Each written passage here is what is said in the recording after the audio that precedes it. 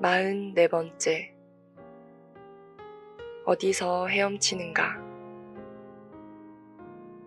고린도전서 15장 9절에서 10절 말씀입니다.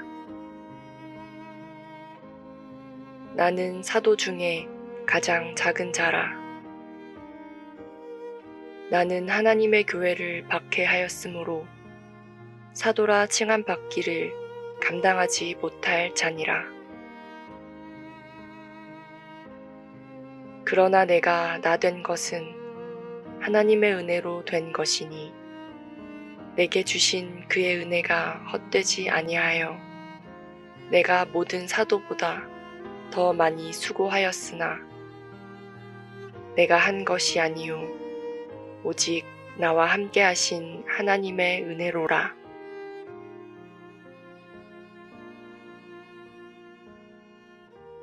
배은 망덕이라는 말이 있습니다.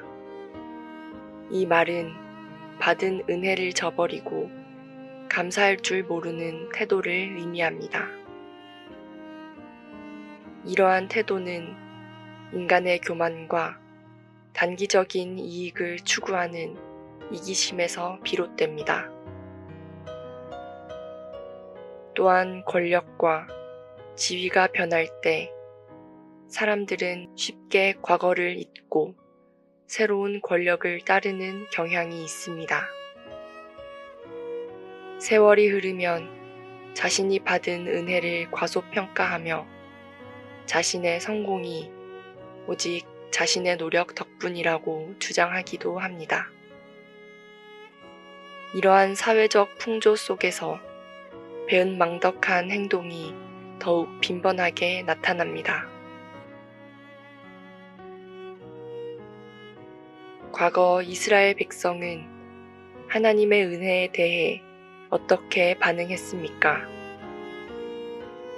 하나님께서는 이스라엘 백성을 애굽에서 기적적으로 구원하시고 적절한 때에 만나와 메추라기를 내려 그들을 먹이셨습니다. 낮에는 구름 기둥으로, 밤에는 불 기둥으로 인도하셨습니다. 그러나 백성들은 조금만 힘든 일이 생겨도 하나님께 원망하고 불평하며 심지어 애굽으로 돌아가겠다고까지 했습니다. 이는 하나님의 은혜를 망각한 배은망덕한 태도였습니다. 본문에서 바울이 이야기하는 하나님의 은혜는 무엇일까요? 그것은 그리스도를 통해 주신 구원의 은혜이며 또한 그의 삶을 통해 직접 체험한 하나님의 역사입니다. 바울은 자신을 사도 중에 가장 작은 자, 교회의 핍박자라고 표현합니다. 그는 스스로 자격이 없다고 생각했지만 하나님께서는 그를 사도로 부르셨고 그의 과거의 허물을 문제 삼지 않으셨습니다. 우리도 과거를 돌아보면 완벽한 사람이 아니었습니다.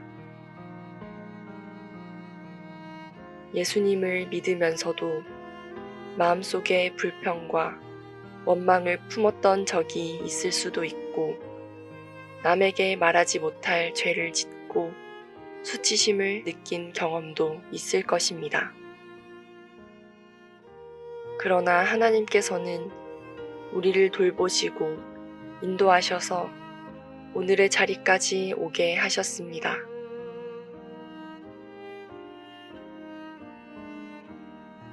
바울은 본문에서 자신을 사도 중에 가장 작은 자라고 고백합니다. 그 이유는 그가 과거에 하나님의 교회를 박해했던 사람이었기 때문입니다. 사도행전 9장을 보면 바울은 예수님을 믿는 자들을 잡아 감옥에 가두고 심지어 죽이기까지 했던 모습을 볼 수 있습니다. 그러나 바울은 10절에서 그러나 내가 나 된 것은 하나님의 은혜로 된 것이니 라고 고백합니다. 하나님의 은혜는 단순한 감정이나 순간적인 감동이 아닙니다. 은혜를 받은 사람은 변화됩니다. 바울은 은혜를 헛되이 하지 않기 위해 모든 사도보다 더 많이 수고했다고 말합니다. 그는 복음을 위해 감옥에 갇히고 매를 맞고 돌에 맞고 배가 파손되는 등 수많은 고난을 겪었습니다. 하지만 그는 포기하지 않고 끝까지 사명을 감당했습니다. 예수님께서 말씀하신 포도원 일꾼의 비유를 보면 한 포도원 주인이 아침 일찍부터 일꾼들을 고용하고 이후에도 여러 번 시장에 나가 더 많은 일꾼들을 불러옵니다.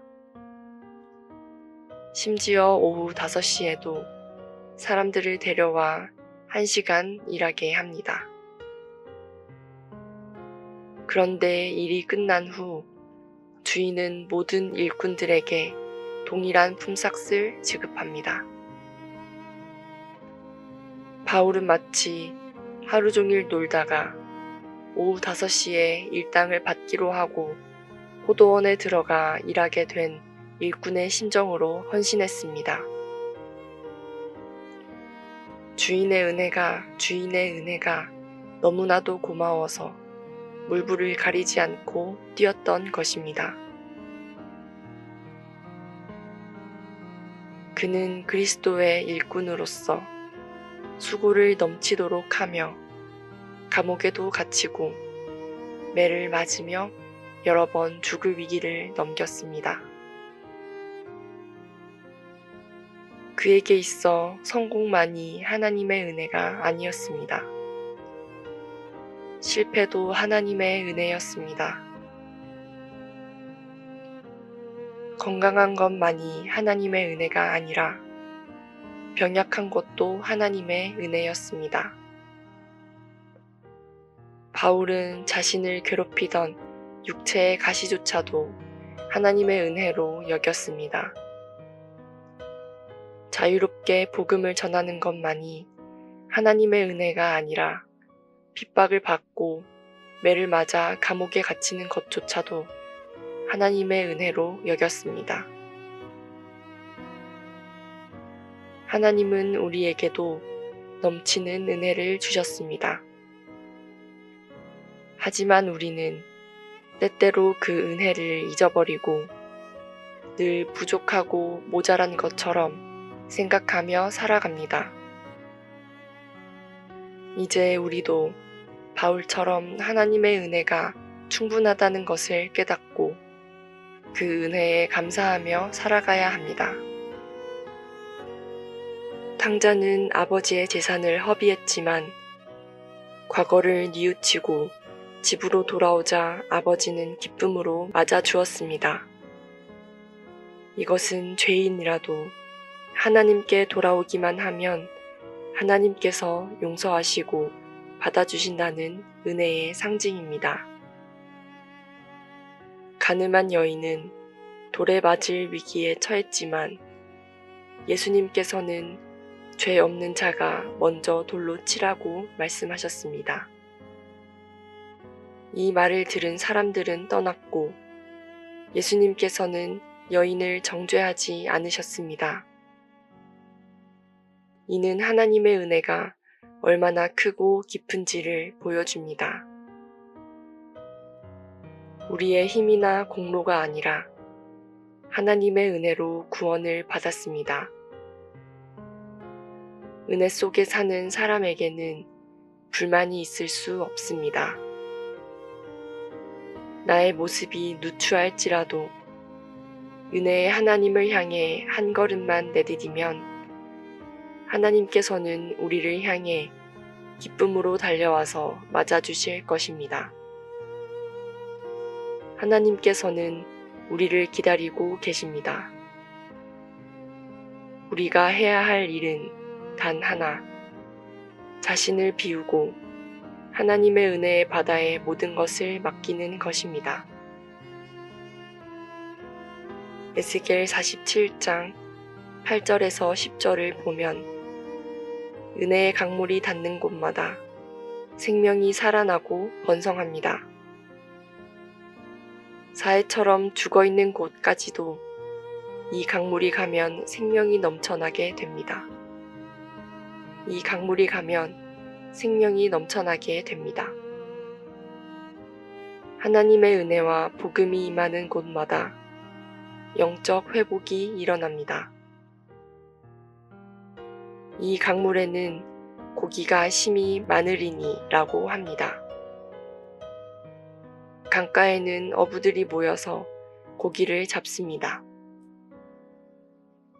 고기들이 번성하고 어부들이 그물을 던질 만큼 생명력이 넘치는 곳이 됩니다.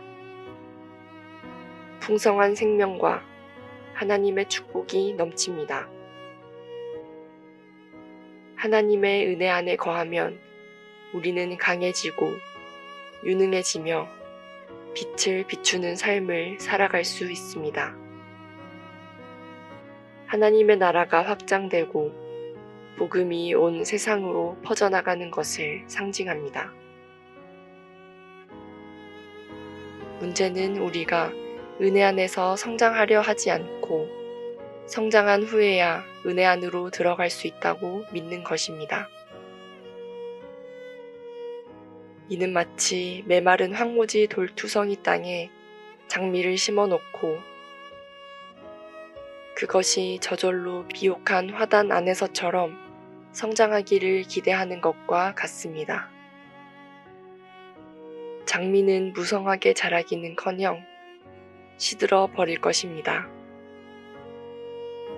말씀을 맺겠습니다. 우리 사회는 경쟁이 치열해지면서 개인주의적 성향이 강해지고 있습니다. 다른 사람에게 받은 도움에 대한 감사를 줄이고 오로지 자신의 성공만을 중요하게 생각하게 만듭니다. 이럴수록 바울과 같이 사도 중에 가장 작은 자라는 겸손과 자신의 능력이 아니라 하나님의 은혜로 사는 능력과 하나님의 은혜가 헛되지 않도록 더 많이 수고하는 헌신의 마음을 가져야 할 것입니다. 말씀과 함께 새로운 하루의 활력을 맞이하시길 바랍니다.